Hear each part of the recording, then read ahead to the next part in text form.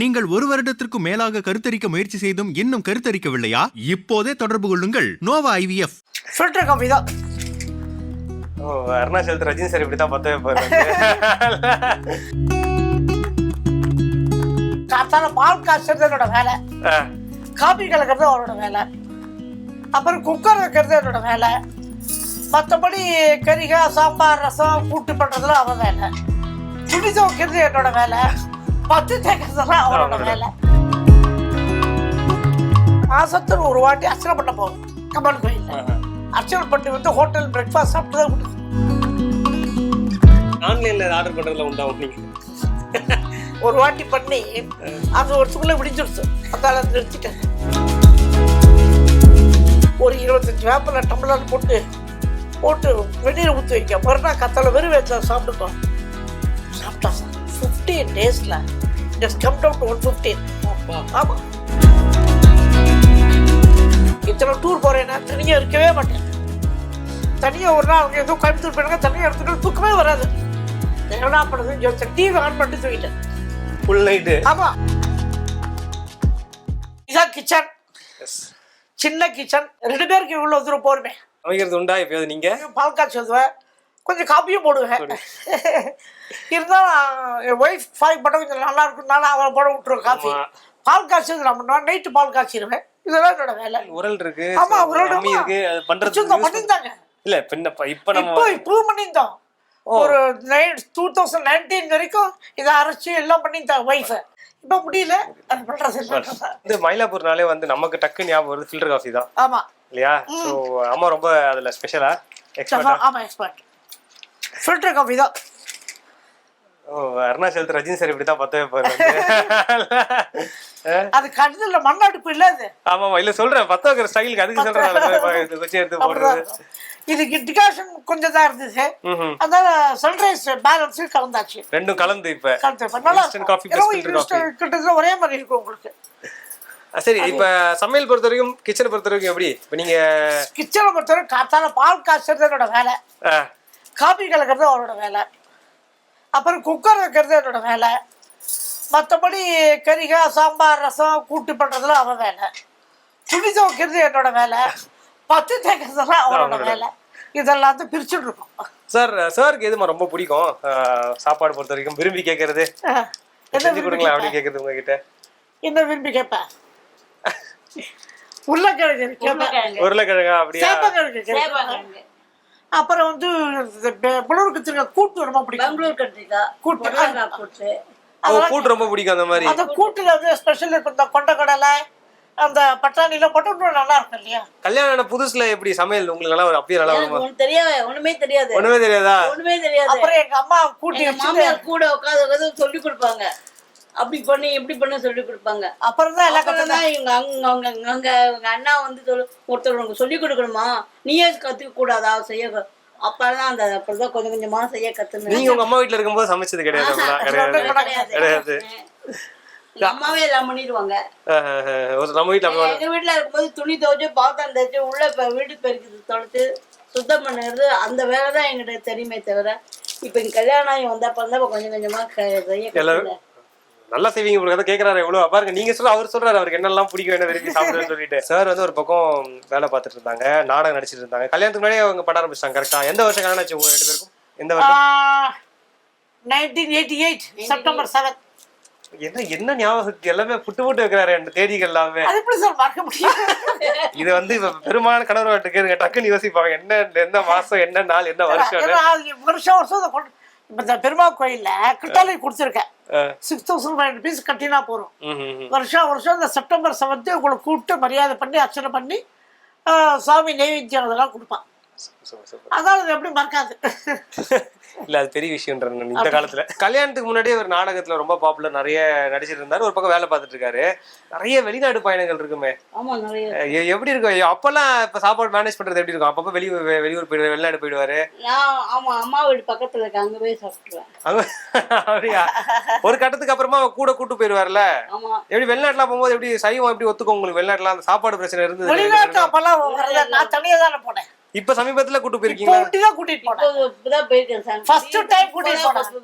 இது வரைக்கும் யார் நமக்கு வந்து டிக்கெட் வாங்குவா? இல்ல போனது எல்லாமே தனியா போயிருவாங்க. தனியா தான் இருப்பேன். தனியாதான் தனியா தான் இருப்பேன் வீட்டுல. தனியா தான் இருப்பேன். பயமே இல்லை, யாரும் இல்ல. தனியா அங்க விருகம்பாக்கத்துல அவ்வளவு விருகம்பாக்கத்துல ஒரு 1.5 வருஷம் சொன்னேன். அஞ்சாவது வருஷம். இவங்க அன்னைக்கே தனியா தான் இருக்கேன்.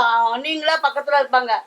என்ன பயம், தனியா இருக்கட்டுமே அப்படின்னு. அவ்வளவு பெரிய வீட்டுல தனியா இருந்தாங்க. அப்போ திருட்டு பையன் ரொம்ப ஜாஸ்தி விருகம்பாக்கத்துல.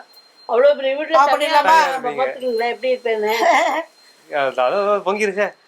எனக்கு இதுவே புது மெத்தட். எப்பவுமே இப்படிதான் போடுவீங்களா? பால்ல அப்படியே காஃபி பவுடர் போட்டு அப்படியே வச்சிருவீங்களா? இல்ல டிகாஷன் 10 தரம் டிகாஷன். டிகாஷன் 10லயே அப்ப இந்த சன்ரைஸ் போட்டு மிக்ஸ் பண்ணிப்போம். இப்ப காபி கொண்டுரும். நாங்க போய் பேசிட்டு இருக்கோம். உட்கார்றது ஒரு சௌகரியம் இல்ல வீட்டுல. கரெக்டா இதுதான் பிடிக்கும் எனக்கு. அப்படியா? இந்த போஸ்டர் தான் இப்போ சாஞ்சின்னு உட்காந்துருக்கேன். எனக்கு இப்ப வீட்டுக்கு வந்து இப்ப அம்மா காஃபி போட்டது என்னன்னா மயிலாப்பூர் காஃபி. அது ஸ்பெஷல். அது ஸ்பெஷல் இருக்கும். காபி தர சொல்றேன். வா காபி கொடுப்பேன் எல்லாருக்கும். இது நான் உங்களோட ஃபேவரட்டா? ஆமா, ரொம்ப பிடிச்ச பிஸ்கட். சாப்பிட்டு பாருங்க எப்படி இருக்கு பாருங்க. உங்களுக்கு காஃபி ரொம்ப பிடிக்குமோ? காஃபி ரொம்ப பிடிக்குமோ? ரொம்ப பிடிக்கும். பைத்தியம். டீயே சாப்பிட மாட்டேன். அப்படியா? டீ சாப்பிட்டா ஏதோ ஒத்துக்காது எனக்கு. Only coffee. ஸோ இது ரொம்ப காஃபி, நம்ம காஃபி பைத்தியமா இருக்கோம். நம்ம வெளிநாட்டுல போகும்போது எப்படி காஃபி கிடைக்கும் சார்? அமெரிக்கால வேர்க்கல்லேருந்து அத்தனை கடுகுலேருந்து அத்தனை கிடைக்கும் அமெரிக்காவில். யூரோப் தான் கொஞ்சம் கஷ்டம். America you get everything.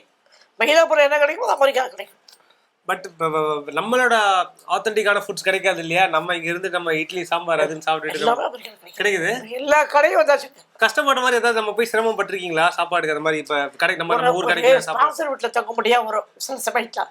அந்த மாதிரி சமயத்தில் கொஞ்சம் நமக்கு இன்னைக்கு கேட்குற ஃபுட்டு கிடைக்காது. அப்போ மற்றபடி you get everything in America. இல்லை இப்போ இது ஸ்விட்சர்லாந்து சொல்லிட்டு இருந்தீங்களா? மில்க். ஆமாம், ஸ்விட்சர்லாண்டில் சொன்னால் சாருக்கு பால் கிடையாது. அதுவும் டீ தான். எனக்கு ஒன்றுமே வேண்டாமா, வாட்டர் கொடுக்க போகிறோம். டீயே சாப்பிட மாட்டேன். அதுவும் காலையில் டீ எப்படி சாப்பிட முடியும்? டீ தொடவே மாட்டேன். I use to take only coffee. ஒரு நாளைக்கு 1, 2, 3 டைம்ஸ் காஃபி சாப்பிடுவேன். 3 வாட்டி சாப்பிடுங்க ஒரு நாளைக்கு? இப்போ அம்மா சொல்லிட்டு இருந்தாங்க உங்களுக்கு கூட்டு ரொம்ப பிடிக்கும், ரொம்ப விரும்பி சாப்பிட்றது உருளைக்கிழங்கு, சனிக்கிழங்குலாம், சேப்பக்கிழங்குலாம். உங்களுக்கு வேற தாண்டி ரொம்ப பிடிச்ச உணவுகள் வீட்லயும் சரி வெளியே போனால் விரும்பி சாப்பிட்றது? வெளியில் போய் சாப்பிடுவேன். தோசை சாப்பிடுவேன். தோசை ரவா தோசை, ஆனியன் ரவா எனக்கு ரொம்ப பிடிக்காது. ரொம்ப பிடிக்கும். வடை பிடிக்கும் எனக்கு. வடை அந்த ஆனியன் ரவா ஸ்பெஷல் ஊத்தப்ப கூட நல்லா இருக்கும். உங்களோட ஃபுட் ஹாபிட் சொல்லுங்க. இப்போ நீங்க இப்போ ஒரு வயசுக்கு அப்புறமா இதெல்லாம் நான் தவிர்த்துட்டேன் அப்படிலாம் கிடையாது. மூண்டு ஆரம்பத்தை தவிர்த்தாருச்சு. அப்புறம் என்ன எனக்கு கொஞ்சம் ப்ராப்ளம்ஸ் உடம்புல இருக்கிறதுனால கடல் மாவு சேர்த்துக்க மாட்டேன். கடல் மாவு ஊற்றுக்க, பஜ்ஜி போண்டா ஊற்றுக்க, போண்டா உளுந்து. இந்த கடலை மாவு பண்ணது அதெல்லாம் கொஞ்சம் ஒத்துக்காது. பஜ்ஜி சாப்பிடவே மாட்டீங்க? பஜ்ஜி அவாய்ட் பண்ணுவேன். அது மாதிரி அடை ரொம்ப பிடிக்கும். உயிர் அடைனா சாப்பிட்டா எனக்கு பிரச்சனை வந்துடும். அடை சாப்பிட மாட்டேன். அடை சாப்பிட மாட்டீங்க? பிடிக்கும், ரொம்ப உயிர். அப்படிதான் சாப்பிட்டு இருந்தேன். இப்போ அது ஒத்துக்க மாட்டேன். உங்களுடைய தினசரி அப்பளோட சாப்பிட்றது அப்படின்னு இப்போ இந்த நேரத்தில் சாப்பிட்டு முடிச்சிடும் தூங்க உறக்கம் அப்படி தூங்க போயிடும் அப்படிலாம் இல்லை சார். ஃபிக்ஸட்லாம் கிடையாது. காத்தாலும் இப்படி ஒரு 9:30 10 மணிக்கு முன்னாடி பிரேக்ஃபாஸ்ட் முடிச்சிடும். பிரெட் இருந்தால் மல்டி கிரெயின் பிரெட்னு ஒன்று இருக்கு, பிளிங்கெட்டில் தான் வாங்குறோம். அது நல்லாயிருக்கும். இல்லை அந்த ரவாப்பா சேமியாப்பா இதை பண்ணுவாங்க, சாப்பிட்ருவேன். ஒரு 1:30 2 மணிக்கு சாப்பாடு ஏதோ வச்ச குழம்போ இல்லை சாம்பாரும் எனிகா ரசமோ பருப்பு ஒரு கறிகாய் அது எல்லாம் கூட்டு ஏதோ ஒன்று. மத்தியானம் சாயந்தரம் ஏதாவது டிஃபன் சப்பாத்தி. மெயினாக சப்பாத்தி தான் சாப்பிடுவோம். சப்பாத்தி போகிறது காரணம் அவங்களுக்கு டயபெட்டிக்கு, அதனால சப்பாத்தி பெட்டர். இல்லைன்னா உப்புமா, இல்லை அந்த கோதுமை போட்டு தோசை வாத்துருவோம். கோதுமை தோசை. நம்ம சப்பாத்தி மாவு பேசுறதெல்லாம் உண்டா? நம்ம பண்ணுவோமா? அப்படியா? அதெல்லாம் அங்கே கிச்சன் அந்த டிஃபன் எனக்கு தெரியவே தெரியாது. பார்த்து குக்கரில் ரைஸ் இருக்கிறதோட சரி, எல்லாம் எடுத்து கொடுக்குறதோட சரி. அவன் உட்காந்து பண்ணி சப்பாத்தி பண்ணி போட்டு எடுத்து. இல்லை என்னன்னா இப்போ இது மேக்ஸிமம் நீங்கள் வீட்டில் சாப்பிட்ற மாதிரி தான் தெரியுது. வெளியே போய் சாப்பிட்ற பழக்கம் உண்டா? உண்டு சார், உண்டு சொன்னேன். இல்லை அதெல்லாம் ஓகே. இப்போ மாசத்துல ஒரு வாட்டி அர்ச்சனை பண்ண போவோம் கம்பான் கோயிலில். அர்ச்சனை பண்ணிட்டு வந்து ஹோட்டல் பிரேக்ஃபாஸ்ட் சாப்பிட்டு தான் வீட்டுக்கு வருவோம். அந்த ஒரு மாமி மெஸ்ஸி இல்லைன்னா சங்கீதா வசந்த சாப்பிட்டு. அது மற்றபடி பெரும்பாலும் வெளியே போய் வீட்டில் சாப்பிட்ற சாப்பாடு மெயின் தான். வீட்டில் ஆன்லைனில் ஆர்டர் பண்ணுறதுல உண்டாகும். நீங்கள் ஒரு வாட்டி பண்ணி அது ஒருத்துக்குள்ளே விடிஞ்சிருச்சு. அதனால நிறுத்திட்டாங்க. காலையில் ஆர்டர் பண்ணி மதியம் தான் வந்துதான். இப்போ இந்த காலம் வந்துட்டு இப்போ இந்த தலைமுறையில் நிறைய ஜங்க் ஃபுட்டு நிறைய வந்துருச்சு. ஃப்ரைடு இல்லை சீஸ் ஆகட்டும். குழந்தைலாம் ராசா சாப்பிட்றது. குழந்தைகள்லாம் பார்த்தா என்னது புதுசாக வந்திருக்கேன் நூடுல்ஸா அதான் சாப்பிடுறது நல்லது இல்லைன்றா. பட் அது எவ்வளோ இருக்கும் உண்மையாக தெரியாது நமக்கு. நான் சாப்பிட்டு டேஸ்ட் பண்ணது இல்லை. பட் சில வாட்ஸ்அப்பில் நியூஸ் எல்லாம் பார்த்தா எல்லாம் பிளாஸ்டிக் கலந்துருக்கு, மெழுகு கலந்துருக்கு, ஏதோ சொல்கிற உடம்பு 10% சேர்ந்து வருது அப்படின்னா. பட் எந்த அளவுக்கு உண்மை எந்த அளவுக்கு போய் சொல்றீங்களா? எல்லாமே இருக்குன்றா சார். ஏதோ கலந்துருக்கு ஒத்துக்காதுன்ற. நான் சாப்பிட்டதில்லை. ஆனால் குழந்தைகள் இப்போ எல்லா உணவும் அதை ஒன்றுன்றது. ஃபாஸ்ட் ஃபுட்டு பொதுவாக நல்லது இல்லை தான் உடம்புக்கு. இல்லை இந்த உணவே மருந்துன்றதே மாறிடுச்சு. இல்லை மாறிடுச்சு. உணவே மருந்து மாறி போச்சு. உணவே தான் மருந்து. மருந்தே உணவு மாதிரி ஆயிடுச்சு. நிறைய அவ்வளோ சாப்பிட்டுருக்காங்க. இப்போ அந்த கான்ஷியஸ்னஸ் வந்துடும் சார். ஸ்லோவாக பார்த்தா இட் இஸ் கமிங். நடுப்புற உங்களுக்கு ஆயுர்வேதிக்கில் ரொம்ப போக மாட்டாங்க தெரியுமா உங்களுக்கு? எல்லாம் இது வந்துருச்சு, கோல்கேட் வந்துருச்சு, அது வந்துருச்சு. அது பிரமாமா இருக்கு, பேஸ்ட் பிரமாமா இருக்கும்பா. இப்போ அப்படி இல்லை பார்த்தீங்களா? கோல்கேட்டு இது ஆயுர்வேதிக் பேஸ்ட்டு அப்படிங்கிறான். ஆமாம், அப்படியே அவங்க ப்ரமோட் ஸோ அப்படின்ட்டு நான் இல்லையா அதான் நான் வந்து எப்போவுமே நீம் பேஸ்ட் தான் தேய்ப்பேன். நிறைய ப்ராப்ளம்ஸ் இது மவுத்தில். அப்புறம் நீம் பேஸ்ட் யூஸ் பண்ண ஆரம்பித்தேன். எல்லா ப்ராப்ளம் சமாளிச்சோம். பெஸ்ட்டு எனக்கு எல்லாமே நீம். சோப்பு நீம், மார்கோ, அவ்வளோ மருந்து சார். என்னோட ஒய்ஃப் வந்து டயபெட்டிக் ரொம்ப 395 போச்சு. ஒரு அம்மா குறி சொல்லுவேன், அந்த அம்மா தான் சொன்னான், கொலைப்படாதீங்க, டெய்லி வேப்பலை ஒரு 25 வேப்பலை டம்ளரில் போட்டு வெந்நீரை ஊற்றி வைக்க, மறுநாள் கத்தால வெறும் வயசில் சாப்பிடுக்கோ. சாப்பிட்டா சார் 15 டேஸில் இட்ஸ் கம் டவுன் டு 115. ஆமாம், அவ்வளோ பவர்ஃபுல் மருந்து. குழந்தைங்களுக்கு வேப்பங்குழந்து கொடுப்பாங்க, அந்த காலத்தை கொடுப்பாங்க, வயிற்றில் புழு செத்து போட்டு கொடுப்பாங்க. இப்போ அவனுக்கு ஒரு 15 டேஸ் கொடுத்தா அப்புறம் அது கண்டினியூஸாக கண்டினியூ பண்ண ஆரம்பித்தேன். 115, 120, 150 அப்படியே இருக்குது அந்த வேப்பிலையோட எஃபெக்ட். அப்பீஸ் நீ கிச்சன் டிபார்ட்மெண்ட்டில் உங்களுடைய வேலை வந்து குக்கர், அது பால் காய்ச்சறது, அவ்வளோதான். மற்றது எல்லாமே வந்து அம்மா தான் பார்த்துப்பாங்க. பத்து தேய்க்கிறது அவள் பார்த்துப்பாங்க, பாத்திரம் தேய்க்கிறது, கரிகா நறுக்குதோ அவள் பார்த்துப்பான். ஆனால் வெளியில் போய் கரிகா வாங்குறதோ மளிகை சாமான் வாங்குறதோ இல்லை ஆன்லைனில் அப்லோட் பண்ணுறதோ என்னோட வேலை. பர்ச்சேஸ்லாம் நம்ம வீட்டில் எக்ஸிக்யூட் பண்ணுறது அவங்க ஃபுல்லாக வேலை. துணிச்சு வைக்கிறது நான் பார்த்து விடுவேன். நீங்கள் தான் வாஷ் பண்ணுவீங்களா? வாஷ் பண்ணுறேன். இது இருக்கிறது 2 போயிருக்கு. எத்தனை இருக்கும்போது 10 நிமிஷம் வேலை அதை முடிச்சிடுவேன். இந்த நறுக்கிறது பத்து தேய்க்கிறது தான் எனக்கு தெரியாது. ட்ரை பண்ணியிருக்கீங்களா? அது ஆப்பிள் அது மாதிரி கட் பண்ணுவேன், அது கட் பண்ண தெரியும் எனக்கு. வெங்காயம் கட் பண்ணுவேன், அந்த நான் அருவாமனை அறுக்கலாம் தெரியும். ஆனால் கத்தி யூஸ் பண்ணுவீங்க? கத்தி பண்ணி கட் பண்ணி சொல்லுவேன், அது தெரியாது.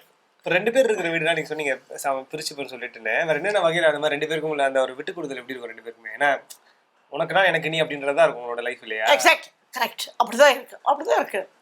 அவளை கேட்டுப்பேன், இப்போ நான் டூர் இருக்கேன், நான் போகணுமா, உனக்கு என்ன கஷ்டமாக இருக்குமான்னு கேட்பேன். நீங்கள் போயிட்டு வாங்கன்னா போவேன். நான் தனியாக இருப்பேன், சரி உடனே ஆக்ஷன் போகிறேன். இப்போ அப்படிதான் போட்டு அவளை ஆக்ஷன் பண்ணி சிங்கப்பூர் போயிட்டு வந்தது கூடி போட்டு அதெல்லாம் இப்போ நான் அவாய்ட் பண்ணுவேன்.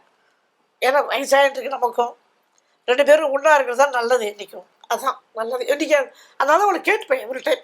சூப்பர். இந்த மாதிரி டூர் இருக்கேன், நான் போயிட்டு வரேன், என்னால் அட்ஜஸ்ட் பண்ண முடியும்னு சொன்னால் நான் போயிட்டு வரேன்.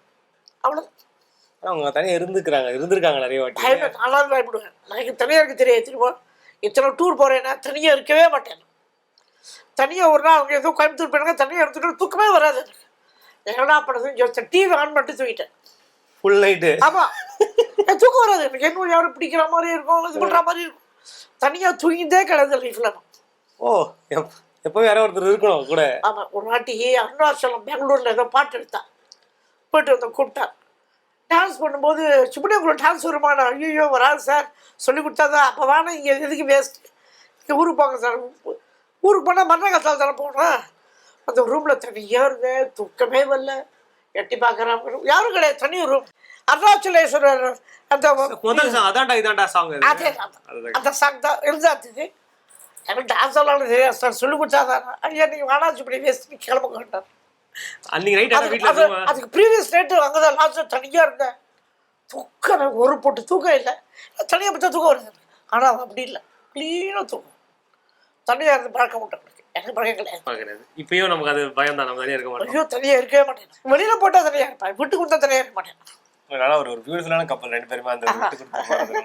ரொம்ப ரொம்ப நன்றி. ஏன்னா காஃபியோட அது மயிலாப்பூர் காஃபி வேற. மயிலாப்பூர் பிஸ்கட் சாப்பிடுங்க, காஃபி பிஸ்கட் சாப்பிட்டேன். சூப்பர். ரொம்ப தேங்க்ஸ், ரொம்ப சந்தோஷம். நீங்கள் 1 வருடத்திற்கும் மேலாக கருத்தரிக்க முயற்சி செய்தும் இன்னும் கருத்தரிக்கவில்லையா? நோவா IVF-இன் முன்னணி கருவுறுதல் நிபுணர்களுடன் இலவசமாக ஆலோசனை செய்யுங்கள்.